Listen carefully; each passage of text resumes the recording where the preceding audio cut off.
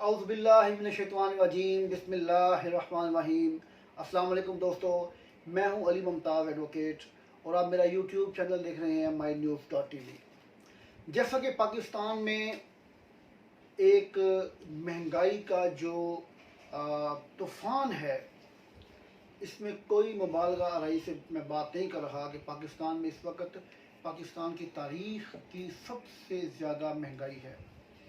ہر طرف سے یہی آواز آتی ہے کہ مہنگائی مہنگائی مہنگائی۔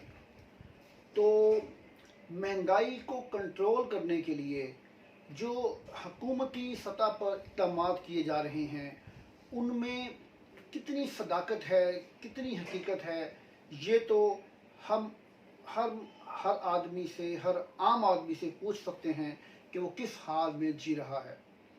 پاکستان میں اس وقت مہنگائی کا یہ عالم ہے کہ جو چند روز قبل عید الاضحیٰ جو گزری ہے، اس میں جو مویشی منڈیوں میں لوگ گئے، وہاں پر میں نے خود سنا ہے کہ ہر طرف ایک ہی چرچا تھا، ایک ہی زبان زد عام ایک جملہ تھا کہ ہائی مہنگائی ہائی مہنگائی ہائی مہنگائی۔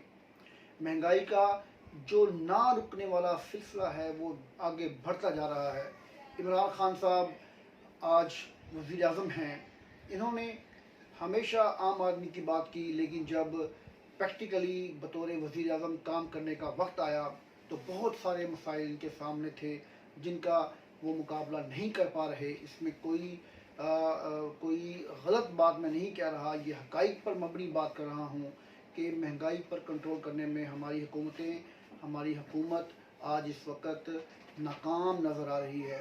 اسی ایشو کو لے کر وزیر اعظم نے جو اچھے اقدامات کیے، ہمیں چاہیے کہ ہم ان کی بھی تعریف کریں۔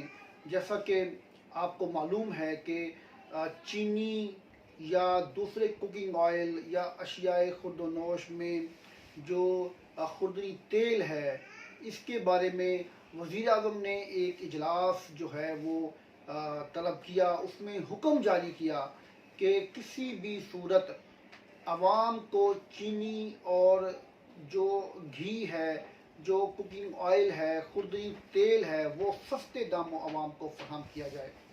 اس کے لیے فوری طور پر وزیر اعظم صاحب نے سیلز ٹیکس میں چھوٹ کا اعلان کیا۔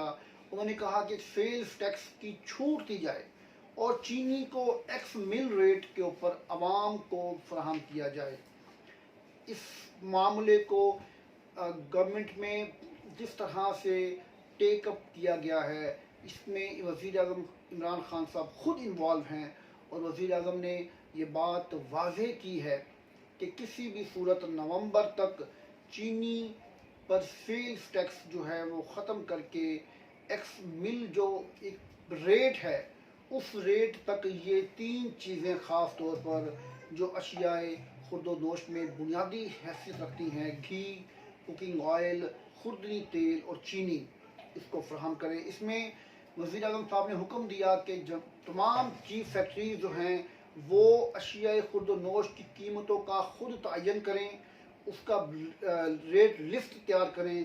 وہ ریٹ لسٹیں جو ہوں گی وہ دکانوں پر آویزاں کی جائیں اور اس کو چیک کیا جائے اپنے اے سیز کے ذریعے اور ڈی سیز کے ذریعے، اور کمشنر صاحبان جو ہیں وہ خود جو مہنگائی خاص طور پر اشیاء خورد و نوش کی قیمتوں پر جو کنٹرول ہے وہ خود کریں۔